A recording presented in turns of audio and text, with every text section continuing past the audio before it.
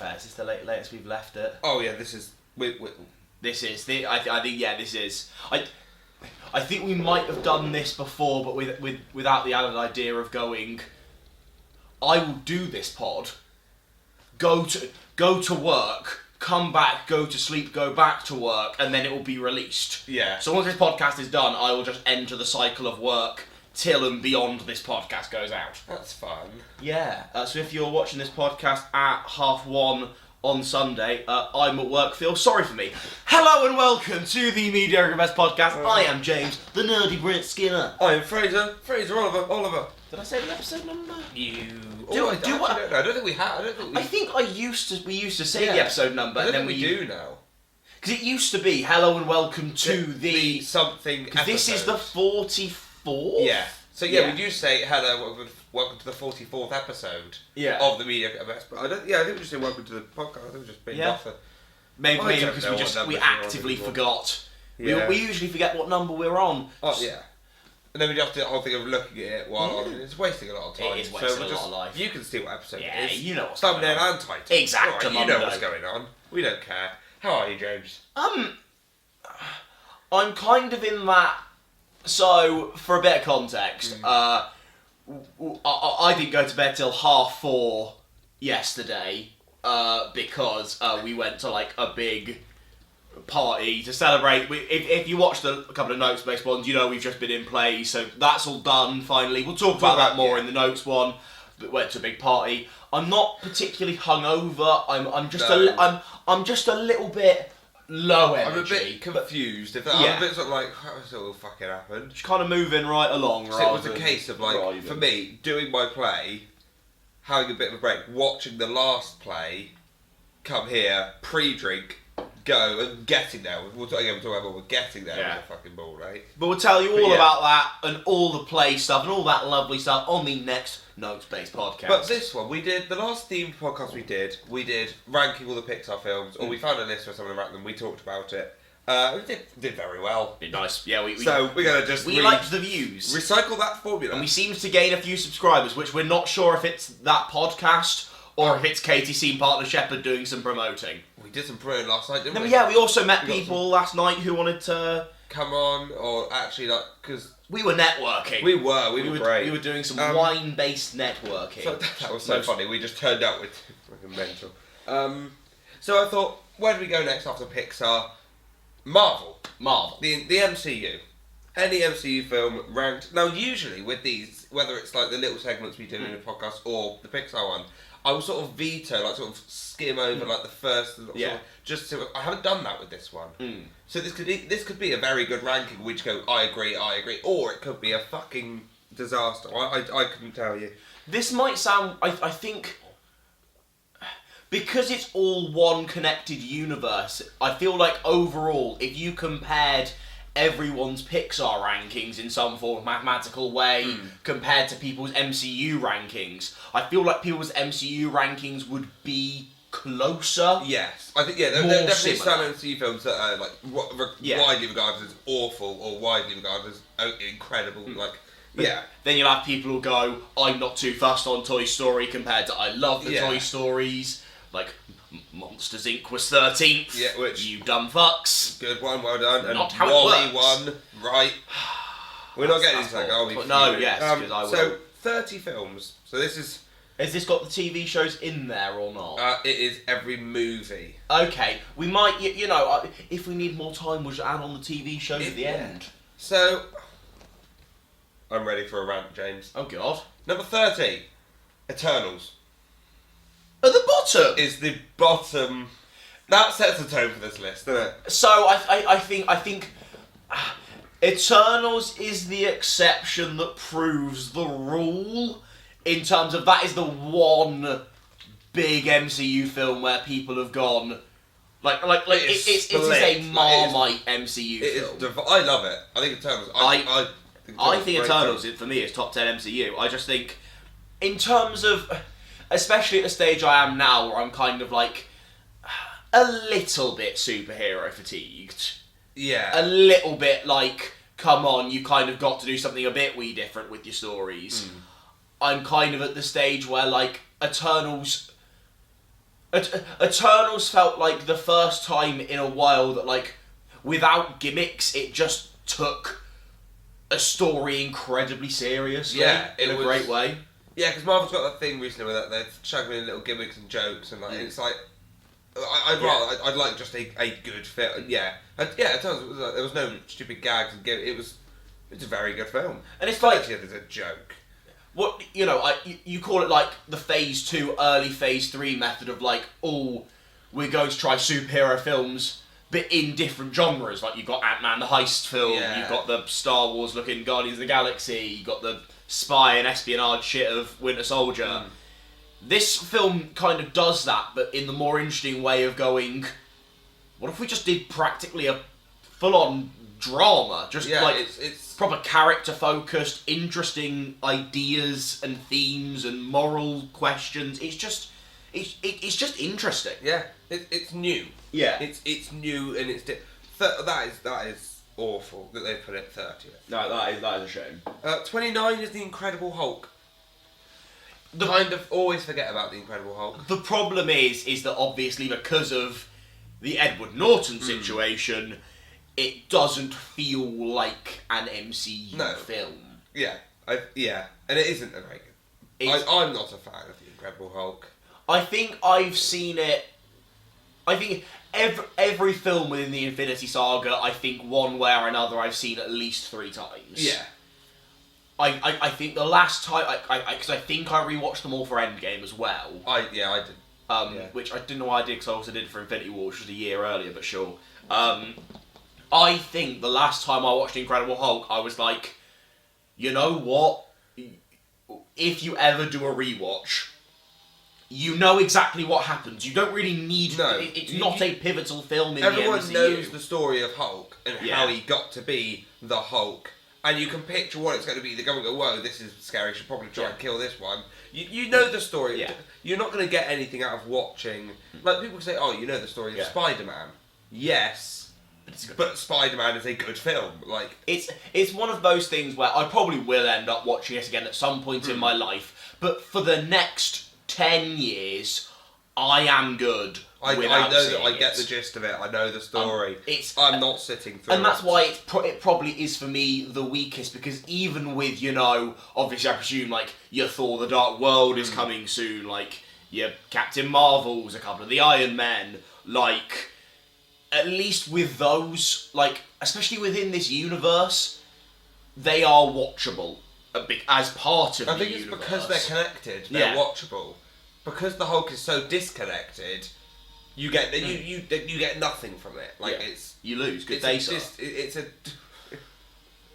Sorry, that's good. I love a Willy Wonka reference. Incredible Hulk mediocre. Yeah. Didn't even try. 28. What even like? What do you think 28 will be, James? I think it will be Iron Man 2, Iron Man 3, or Thor the Dark World. Is that too generic? It's Iron Man 2. Yeah, it's gonna be one of the latter Iron Mans. Those are the ones. Let's face it. That Captain Marvel's probably gonna be pretty low down the list. So I'm not sure how updated it is with Phase 4. Probably Love and Thunder might be. Oh yeah. Getting down here. Obviously, it's at least up to Eternals. Hopefully, Doctor Strange 2 will be close. Oh God, I hope so. I know. We'll get to Doctor Strange 2. I think Iron Man 2 is. I don't think it's that, but I don't think it's 28. A 7 out of 10. Yeah, I don't think it's 28 bad. I think Iron Man 2 is perfectly watchable. I think there's things you'd do better. It's one of those films, right, that you look back on and you go, oh my God, that plot is so messy, it's ridiculous. But then while you're watching it, it's not one of those films you're watching and going, oh my God, it's a fun watch. Yeah, like, it's an engaging film that then eventually you look back on and you go, yeah, that is a bit stupid. I think all 3 Iron Man films are all a fun watch. Yeah. I just think it's the aftermath of then thinking about it, you go, oh actually, it was only slightly all over the place. Mainly because I haven't watched them in a while, because I think since my Endgame watch I've been like, you know what? Some of these films, like, what the fuck? Are you joking? There's some fucking roadworks trying to piss me off. Is that a fucking leaf blower or something? If I shut this door, is that going to do anything? Hopefully. Slightly helpful, I guess. Twat. So obviously, because I went through a phase of watching them too much. Like, I think there's a couple that I've seen like nearly 10 times now. You know, like the second two Captain Americas I've probably rinsed. And I'm kind of at the stage where it's like every time I used to rewatch the MCU, it'd be like, which is better, Iron Man 2 or Iron Man 3? And every time I'd be like, right, one's better, I'll rewatch it and I'll top the other one. Yeah. So I can't really, because both of them feel very different. Iron Man 2 is more of like a classic Iron Man film with a few flaws. Iron Man 3 does some subversion things very well, but doesn't feel enough like an Iron Man film. So it's very... Iron Man 3 is a strange film. It's odd. It's a peculiar film. I'm rarely in the mood for Iron Man 3. Okay, 27 we have Thor: The Dark World. It was coming, wasn't it? It was coming. Honestly though, it's not as bad as people make out. No, people act like it's like the worst film of all time. It's like I think the problem is because it's put up against other films in the MCU that are incredible. Yeah. It's of course it's not going to look great. Like it's one of those things. I think people went Christopher Eccleston as Elf, stupid. Which should have cast Will Ferrell. Good. Then you've got big red floaty shit that's slightly dumb, therefore bad film. Yeah, it's It's the go-to answer. It's the easy answer for like what's the worst MCU film? Oh, Thor: Dark World. It's the easy answer. I've also, well, I've never been like blown away with it, but I've also like, I think sometimes the reason people also like hate this film is because they've just never been invested in like the Thor Jane Foster thing, which I kind of get that they haven't been invested in that, and that's one of the positives of Thor: Love and Thunder. I think it kind of actually makes that thing work a little bit better. It went into it. That was yeah. Again, obviously we'll get to that if it's on the list. Thor: Love and Thunder went into that. I think that's why it's. But I one of its redeeming factors. I think people are too harsh on it, but then people also go, "Oh my God, Loki was so good in this film." I'm like, yeah, so make your mind up. It's just quite balanced, to be fair. It's alright. It's just watchable MCU film. Watchable is a great compliment, I know. Oh, I'm so happy this is this far down. Shang-Chi and the Legend of the Ten Rings, 26. I'd put it slightly higher, but I think Shang-Chi might be the most overrated MCU film. Because people treat it like it's the holy grail of MCU. The problem is, I think people watched the bus scene, and then went, "Oh my God, it's so the fight scene." So because don't get me wrong, the bus scene I thought was incredible. Like the cinematography of that was amazing. Like the scaffolding bits, quite cool. But then people will criticize Black Panther for the third act, but then not criticize Shang-Chi for pretty much the exact same third act, but with even less emotional payoff. It's the thing that I think I spoke. I don't know if I spoke about it on the podcast before, but the thing that annoys me is when the villain is just the hero. Is like the hero, but bad. Like the same powers, but evil. It's like can we not have? Look at me, we're fighting over rings. Yeah, it's like can we not have done something? You're not my nan. like. Good. But when it's the same person, but we're just being bad, a bit harsh. It's a very enjoyable film. I think it's very solid. I think it should be higher on this list. I'm not sure how they've put it so low, but I do think it is an overrated film. I'm not sure what my answer would be for most overrated. I might have a controversial one, which we'll get to in terms of most overrated. No, because it's actually a toss between both of them. Go on. Generally, I think the Guardians of the Galaxy films are both overrated. Yeah? No, because Guardians of the Galaxy, to some people, the first one is seen as the best, top 3, top 5, and I think it struggles to make top 10. Again, I think it was because it was something different. Like you say, they did a Star Wars Marvel. It was that's so cool, and it was wow, this is a breath of fresh air. And it's one of those things where, like, at the time, it was like, this is amazing. But as you go on, you just sort of go, actually, this is a bit naff. It was like with Thor, Love and Thunder. Coming out of the cinema, I was like, this was a good film. Yeah. We rewatched it, and I was like, not great, is it? God, this is a bit of a mess. Yeah, yeah. But my probable actual answer for most overrated film is Guardians Volume 2. Oh, yeah. Because, but weirdly, I'm still managing to get excited for Guardians Volume 3, which I don't know how I end up doing. I know how I'm excited for it. I'm still going off the Guardians Holiday Special, which was great. great. I am still riding the high of the Guardians Holiday. And if you've not seen it, I know it's mid to late January. I don't care. Watch it. Incredible. I also think the idea that no matter what, this is James Gunn's last take.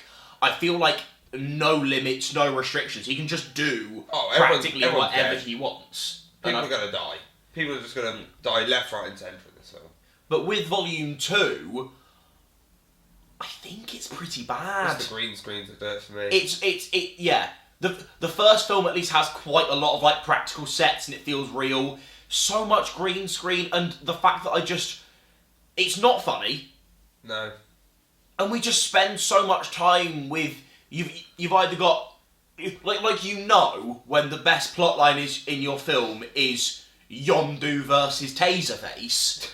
You know if that's your best plotline. I don't care about Kurt Russell. You've made a bit of a like the ego plotline is so fucking dull and you know he's gonna become the fucking villain. Boring. It's boring. It's like, oh, what, the dad that becomes... Well, I didn't see that coming. Guardians 2 might be one of my picks for my worst. I really despise Guardians 2. Why am I excited for Guardians 3? I don't know the trailer's how good. They do it.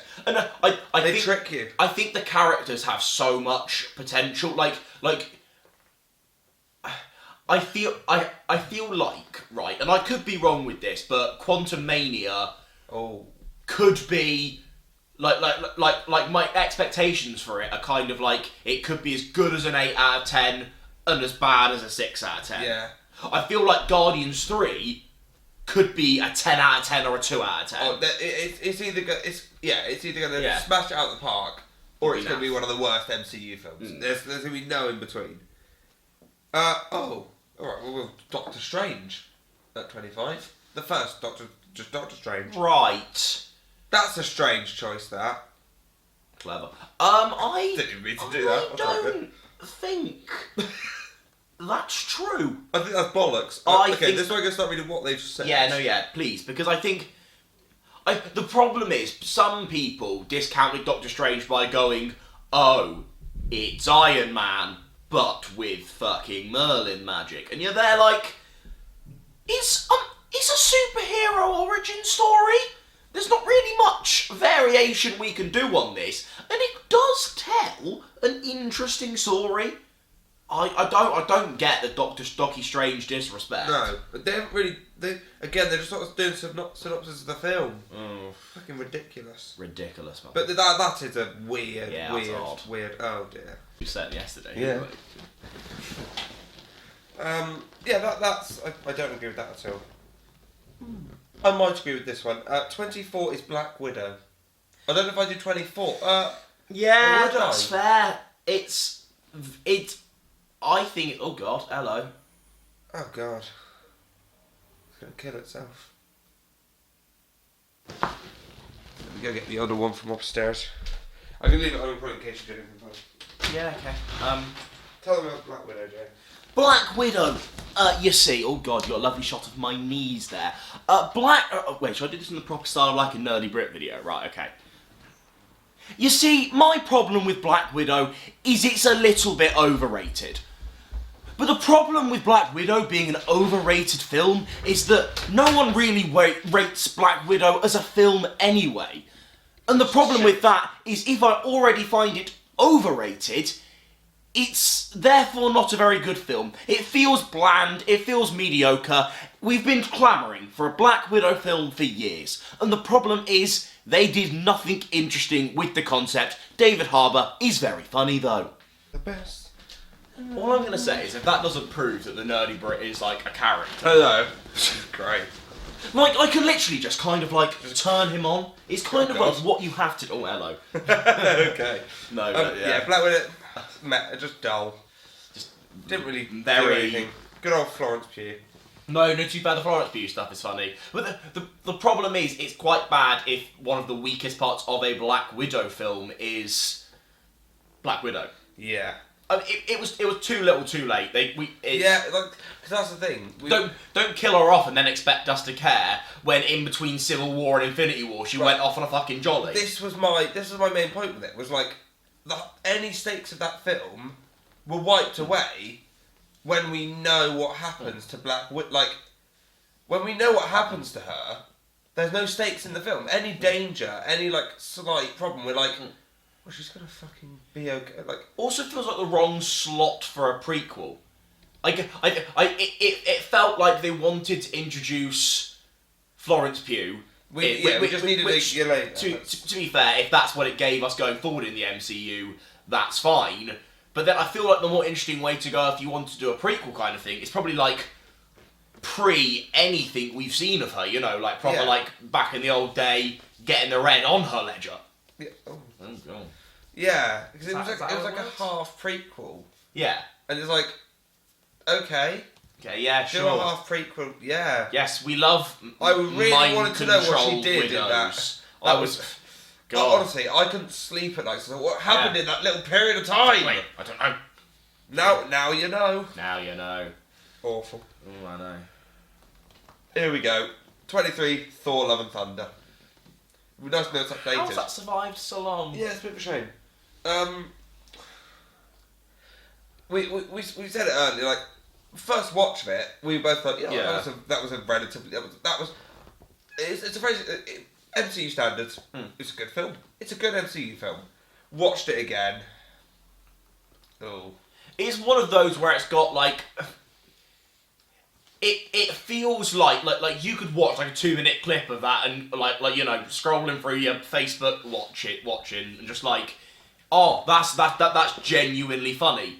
The problem is it feels like comedy skits stitched together and then with some Christian Bale gore stuff and all of these bits like I don't apart from a couple of odd choices, which you'd get in every film, not many of these scenes wouldn't work in a great version of Thor Love and Thunder. Yeah. The problem is they don't work together as scenes. I think they tried to, but I think because they'd just come off of Ragnarok, which was like one of the greatest MCU films, they always had it like that, this needs to be funny as Thor Ragnarok. And so it just came across as this forced, like, aren't we funny? It was very visually pleasing. Like there were a lot of shots like that's like when gore and it goes all black and white. Other than like the bars, like that's really good. And then there was like great amazing. colourful moments to be fair. But yeah, like it was. But then like you know visually very pleasing. But let's go see Russell Crowe so we can get a lightning bolt. Who cares? I'm good. Hello Russell. How's good? Well, how are the wife and kids? Fuck off. I don't care. Literally don't care about you at all. I hated. I hate one of the worst MCU moments is when Thor gives all the kids powers. That was I weird. hated that. I was like, what is this? Like, what the? Just a bit. MCU cannot do third acts. Yeah, I feel like MCU just don't understand third acts. I really think Taika Waititi is such a strong filmmaker. Like if you're a fan of Ragnarok, go watch some of his other non-MCU Go films. watch Jojo Rabbit. Jojo Rabbit is fucking quality. Film. Hunt for the Wilder People. Good. What We Do in the Shadows. Some he's class work. Amazing. I don't know what's going on. Dropped the ball. Yeah. Completely. It didn't feel like a Taika Waititi film. Which is a shame because he's a very funny guy. So yeah, it was... I had a lot of ambition. I was excited going into it. I kind of fucked it a bit. Yeah. 22 is Ant-Man. You know what I'm glad about? The fact that Ant-Man and the Wasp in someone's ranking is above Ant-Man. I love Ant-Man and the Wasp. Ant-Man and the Wasp is better than Ant-Man. That's probably fairly rated, to be fair. I don't know. I think a bit... It's the difference between there are some films behind it that I'll put above it. Yeah. There are some films that we haven't been said that I'll put below it. I probably reckon it will balance itself out and come there, to be fair. Maybe a bit higher. I haven't got much to say on Ant-Man other than Ant-Man's I quite like it. It's a watchable. Again, it's a fun film. it's not an MCU film you have to sit down and like with a film like Civil War or Winter Soldier. I feel like I have to sit and watch it. Ant-Man, you just put it in the background to sort of catch moments. It's like, oh, it's just Ant-Man. It's not that deep. It's fucking Ant-Man. 21 is Avengers: Age of Ultron. Underrated. I really like Age of Ultron. I think the problem is, I watch like one of the big reasons you love the MCU is, you know, the character crossovers and seeing different characters come together. And guess what? Yes, is it by far the weakest Avengers film? Easily, 100%. Is it just very fun seeing a lot of these characters and cool moments and honestly, yeah, yes, you could do more with a character like Ultron. Some of it was a bit weird, but I don't get a lot of the complaints. I like Ultron as a villain. I think a solid villain. Because that's another thing that I know the MCU has done very well in like recent years. Is villains have been a bit meh, a bit interesting, a bit sort of okay. Yes, not very awful. 20 is Spider-Man. Which Spider-Man do you think it is, James? Far From Home. No Way Home. Sorry. Beg your Sorry, pardon. when did that bomb just fucking... Spider-Man No Way Home. When did this podcast just get Nagasaki'd?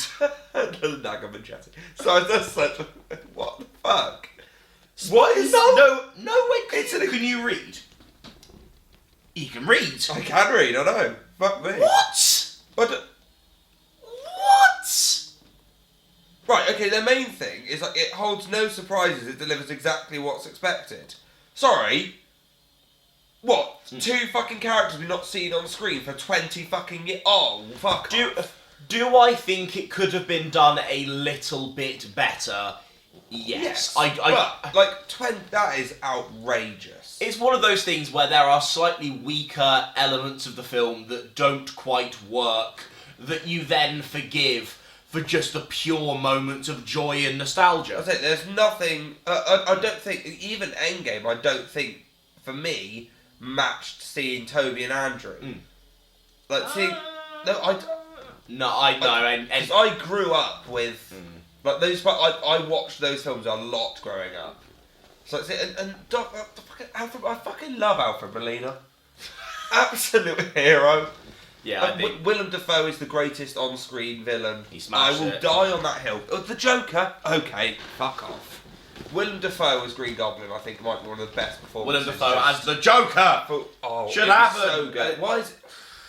Why is it not happening? Get on it. Fuck, that fumes, mate. Honestly. If he doesn't get to be... He won't. He won't. Because they've already chosen their Joker for the new Batman. Because they're trying to reboot it for the 45th fucking time. Unless James Gunn does something new with... Oh, God.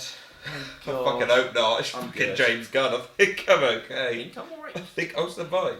They've written a fucking full essay. Look, on No Way Home. So on the others, they've just sort of done like a little paragraph. No Way Home. They've written a fucking essay. When's it stopping? Jesus Christ. When's it stopping? When's it stopping? Alright, why did I sound like flop little bit of day? Honestly. I hate myself. What? Nothing fumes me more than the fact we've just had Spider-Man No Way Home, which is an incredible film, and number 19 being Doctor Strange 2. What? They have put Doctor Strange 2 directly above Spider-Man No... Awful. I would go as far as saying Doctor Strange 2 is, in my memory, the worst MCU film I've seen in cinema. Gone. My Awful. worst cinematic experience. I've never had a worse. There have been 2 films that I've sat in cinema and genuinely considered. I don't think I can sit here and watch this whole thing. That and the Batman are the 2 films where I've genuinely sat there and gone, I don't know if I can do this. This is fucking dragging. Doctor Strange, it was was it? It was a fucking mess is what it was. The problem is, you cannot promise us the multiverse of madness and then expect to go, right, here's John Krasinski, now dead. Spaghetti time. Yes, let's now do a... multiverse of madness, 3 universes, and one of them was ours. But also... And one of them was Doctor Strange who's evil and playing a fucking piano. And what I hate is people saying, "Oh, the reason it was bad is because you lot hyped it up too much." No, it's called Multiverse of Madness. If you're calling a film Multiverse of Madness, It's got to be mad. and you give us 3 different universes, and the maddest thing is Tagliatelle John Krasinski, then I'm sorry, that's not multiverse. Like, It's not a good film. but also introducing them, the Illuminati and MCU, great. I fucking love that idea. Yeah. But they're all fucking dead now anyway. Yeah, brilliant. Why would you do that? The Illuminati is such a cool concept in the MCU. So to see them go, that's really cool. It's fucking Patrick Stewart. Within 10 minutes, they're fucking dead. What? Fuck off. And it's Sam Raimi. Yeah. It's the same thing with Love and Thunder, where I'm upset with Love and Thunder because it was Taika Waititi. This is fucking Sam Raimi. He absolutely The problem is, it was horror Sam Raimi rather than Spider-Man Sam Raimi. He brought his horror skills to it. It was barely horror. But it wasn't. I don't. The genre of this film is all over the place. It's just not a good film. Best part of it was Wong. If Wong wasn't in it, it'd be a 0 out of 10. But even in Wong terms of had Wong it. appearances, it wasn't a great Wong I appearance. do love how Wong's now becoming in every MCU project that we have gotten in the last 2 years. I love that. He's becoming a joining factor of everything. Wait, so He was in She-Hulk. She-Hulk, Shang-Chi. He's Um, been in something else, hasn't he? oh, yeah. Of course he has. Feels like he's been in. Yeah, because I was in Spider-Man as well. Yeah. He was in No Way Home for a scene. He's been in, but he's everywhere. He has. He definitely has. I guess he also was in Infinity War and Endgame for bits, which kind of He's just sort of. I love him. leads I love into Wong. it a little bit. I love him. I think it was the thing where we went from No Way Home, Doctor Strange, She-Hulk, and we'd had Shang-Chi. And he's just sort of. Within the space of about a year, we had him in 4 or 5 different projects. It was meant to. None of which were Doctor Strange centric. So he was just sort of there. What's next? Ant-Man and the Wasp at 18. Ant-Man and the Wasp is one of the most rewatchable MCU films. I don't give a fuck. It's funny and it's so easy. It's just lands. Whack on, chill, vibe, It lands. funnies, It's good action. I'm really excited for Quantumania, but I am worried it's gonna under-deliver. People keep saying Scott Lang's gonna die. No, he won't because he's not. The thing is, if they do this thing of Michael killing Douglas is dead. Oh, Michael Douglas is not coming out of this. Sorry. He is fucking extinct. There's no fucking chance. Michelle Pfeiffer's probably a 70-30. Yeah. But they won't kill off Scott Lang in the third act. Maybe in Avengers. No, that's the thing. Do I think he's going to die soon? Yes. They will not kill Ant-Man off in an Ant-Man film. They would not. You don't kill a character off in there. It's not going to happen. People have gone, oh yeah, you're right. okay. Just because the trailer says, oh yeah, we're both going to have to lose. They don't give you the entire Yeah, film. They gave us a little bit too much. It was kind of that trailer was a bit right, so we know we're going to work with you for a bit, and then we're going to work against you. Yeah. And then it's MODOK. Right. Yeah, I love MODOK. Who's apparently Darren Cross from the first film. Strange.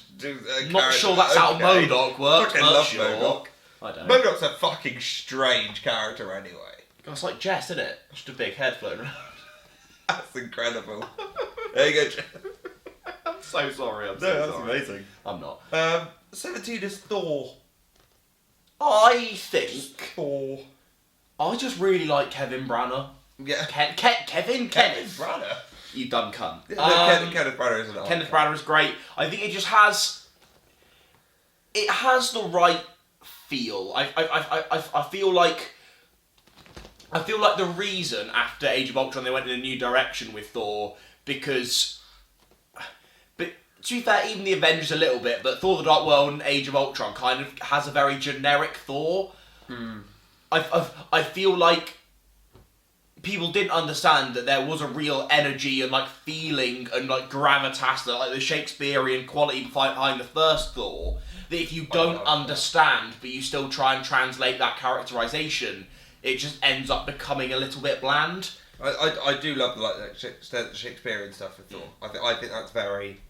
It's different. and that's ideally what we like. And Kenny Branagh is a very Branagh's talented a man. legend.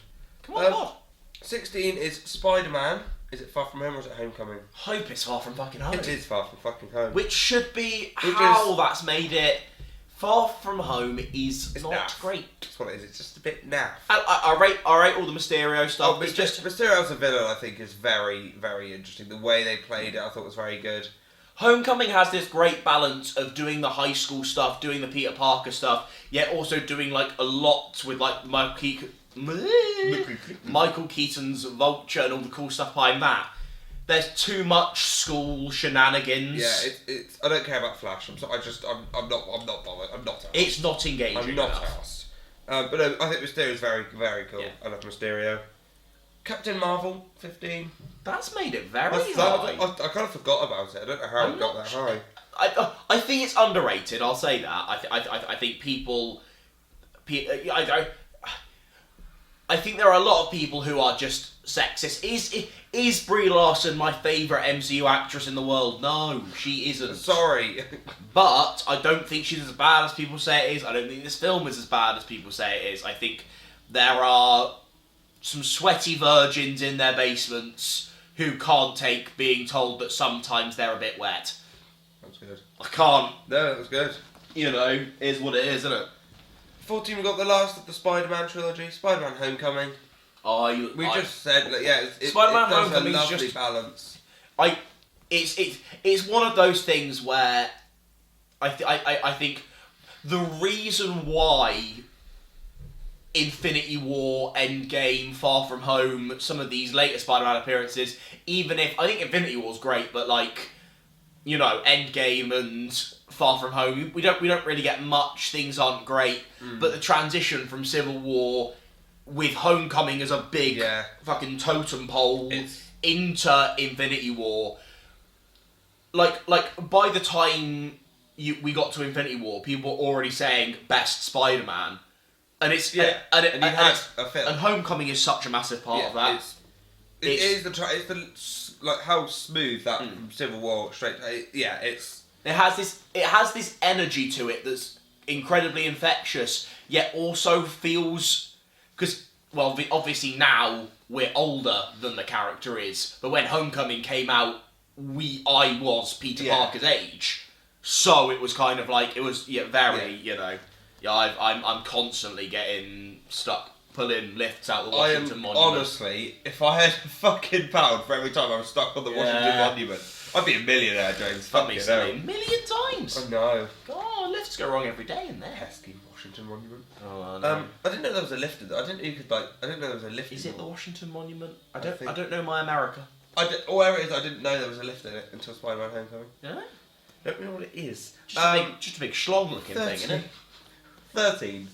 What do you reckon 13 is? I think we're getting into like we have to kick Guardians Volume fucking 2. Oh yeah, Waggle, where the fuck? That can't make the top 10. It's Captain America: First Avenger. I'm glad that's been well rated there because it's an underrated classic. I love First Avenger. I mean, where is Guardians 2? I think that it's a film it's both carried by like the central like Captain America, Peggy Carter, like fantastic performances, very well written, but like it's also just impressive that they made this character that is so dumb. Yeah. So Captain America is so fucking stupid of a character, and they made it work. It's imagine making the Star-Spangled Man with a fucking plan work. It's just honestly it's the war aspects of it. Like it's great. I think I put it higher. First Avenger. It's class. Top 10. Don't know how this has got this far. 12 is Iron Man 3. To be fair though, sometimes it's weird. I'll watch Iron Man 3 and go, oh yeah, that's sick. I actually really enjoy it. Like Iron Man 3 is a film that I like. My opinion will change on it every time I watch it. It's mad. There is the one thing I love about Iron Man 3 is Don Cheadle. Don Cheadle. Fucking love Don Cheadle. Don Cheadle generally. Hero. I'm glad it's now like a War Machine film. Oh, I'm so excited for that. Oh, anytime we get Don Cheadle, yes. My guy. 11. So the last film before we get into top 10, It's Avengers, Infinity War. Is not in the top 10, James.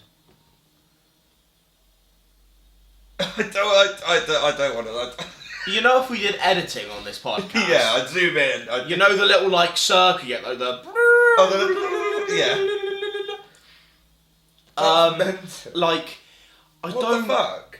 Infinity War is one of those films that, for me, would prominently come into the best MCU film conversation. Oh, honestly, it's the setup of Infinity War, because that's it. Everyone obviously says Endgame, great film, incredible film.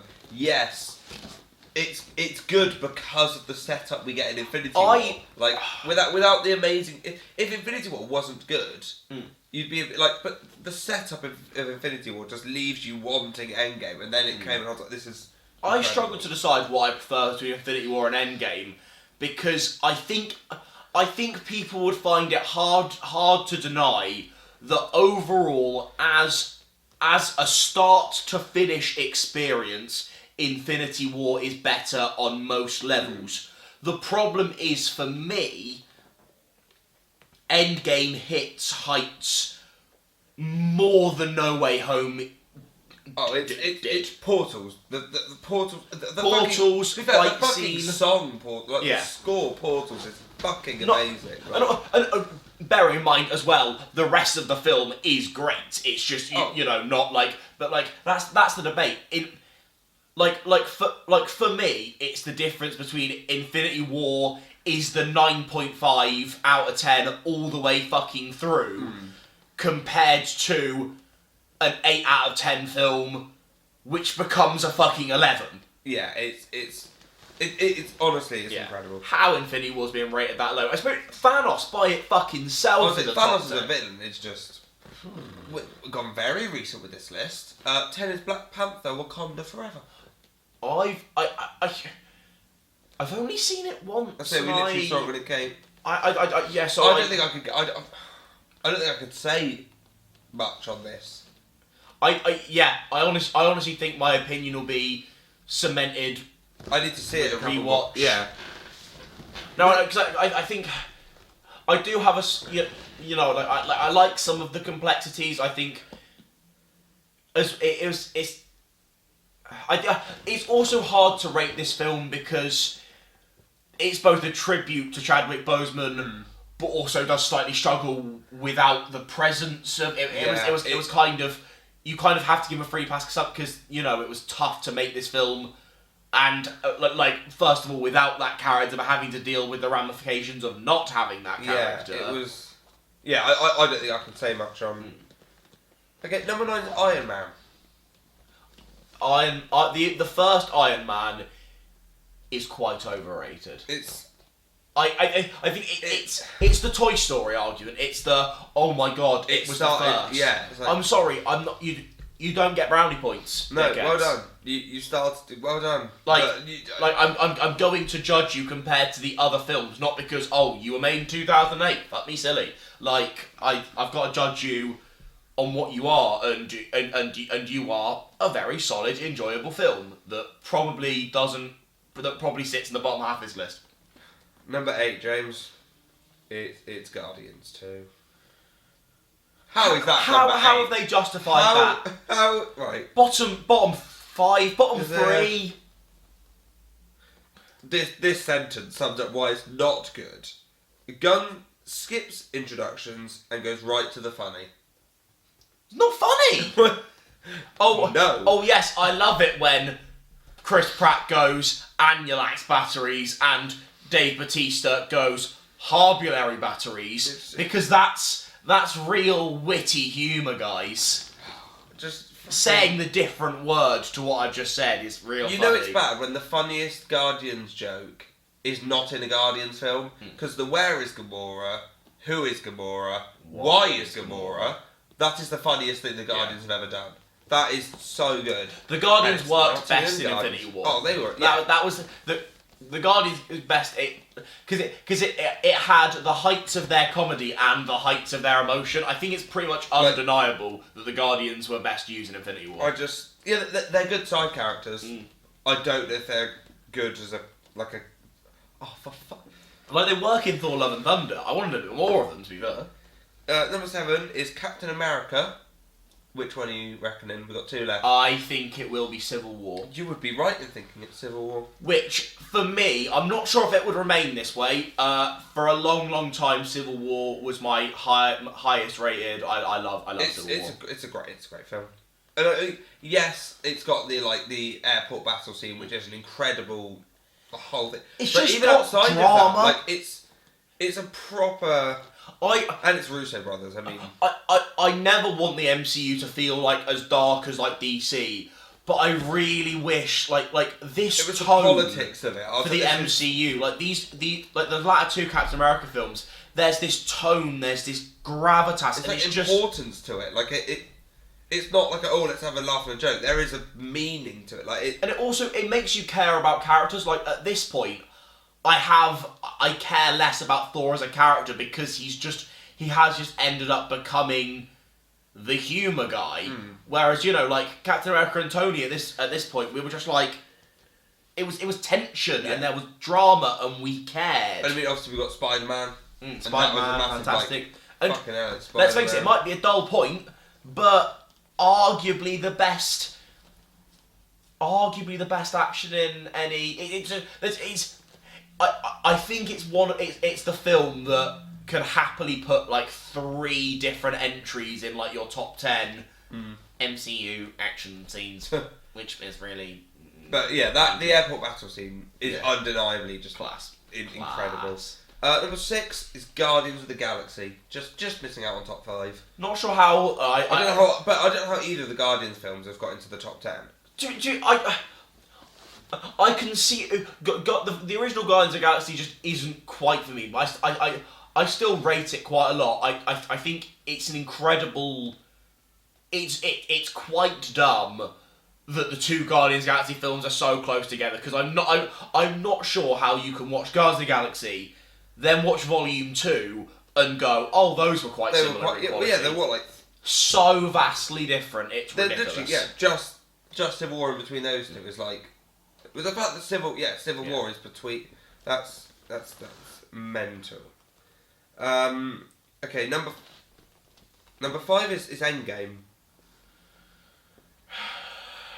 What's in the top fucking 4? What have we got left? Winter Soldier, Ragnarok, Black Panther. We've had all the Thor films. And the original Avengers. The original Avengers I have some controversial opinions on the original Avengers where sometimes I think Age of Ultron might be a bit.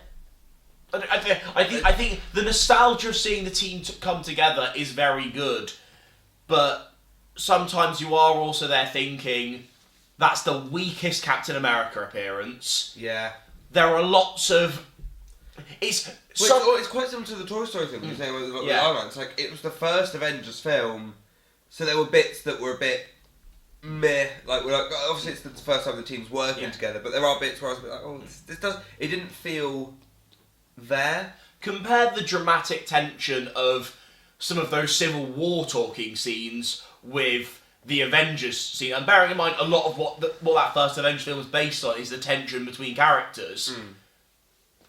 Civil War blows it out the fucking water. How Endgame's fifth, I will never. That's just insane. And the way that because we've talked quite a lot about Endgame to be fair already. Yeah. But the original Avengers also has a really dumb ending. So we get a nuke. How does it end? Oh, we send it into the. We send a nuke, so we're implying that we'd be fucked without them. Tony sends the nuke up. Somehow it goes into the spaceship. I'm not sure they have gravity or any of that shit there. Momentum. But somehow we can get that directly, and somehow this Earth nuke blows up this Chitauri ship, and then all of the Chitauri die. They all sort of shut conveniently, down. They all just because the Chitauri are robots and not not actual organic fucking beings. The ending is just so. I never know why they just shut down. Like they're all being like they're Bluetooth. Like fucking. The ending is just a bit dumb. Number 4 is Thor Ragnarok.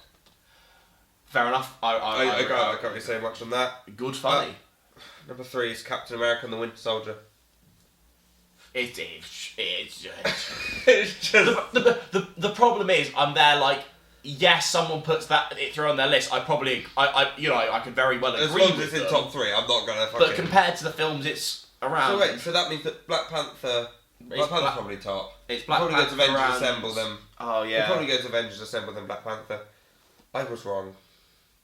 It goes Black Panther then. Avengers apparently.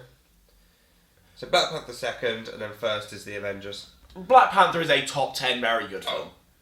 I think, and to be fair, we've got to give it credit because it is a culturally significant film. Yes. Incredibly. But then also, sometimes, like I have to admit, I've never understood it getting a Best Picture nomination and all of that, and you've got to admit a lot of the third act with the fucking rhinos and I also I hate the whole. There's a lot of weird plot elements, like because we've got to kill T'Challa, and then he's alive, but then he's got to challenge for the throne, and it's like fucking hell, it's not the Lion King. It does, yeah. It's Black Panther's the Lion King. It is. Charlie Road goes away. Yeah. So the leader goes away.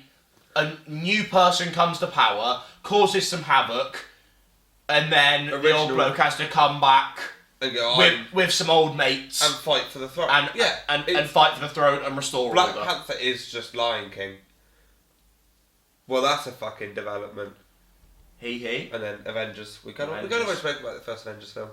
It's great. I don't think it's the best MCU film, but it's a good film. The problem is, if you genuinely think about it, it's the weakest Tony Stark appearance. Yeah. Because say whatever you want about the Iron Man films, they do good by the Iron Man character. Weakest Captain America, because that's the one film where he just gets turned into a very bland character. Maybe it's not the weakest Thor adaptation, but it's certainly not a great Thor. Then again, it's probably the best, or one of the best Hulk appearances. I was going to say, Bruce in the Avengers is very good. Not there's been tons of them. It's the worst Hawkeye appearance. They killed off Phil Coulson. Oh, honestly, which, to be fair, does a lot of emotional. Fucking love Phil Coulson.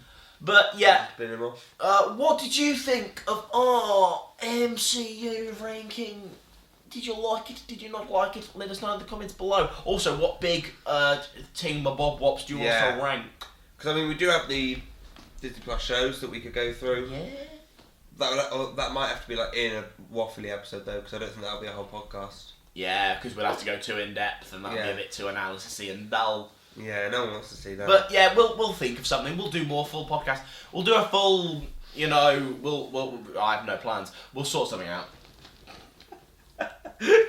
No, I have no plan. We're getting close to the 50th episode. I know. We're gonna do. I feel like we need to. Yes. We should have some Rubicon.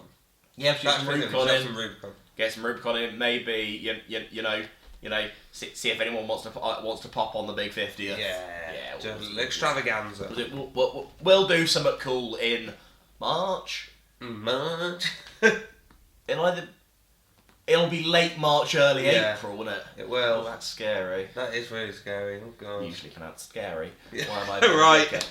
Have fun. Well, good job, guys.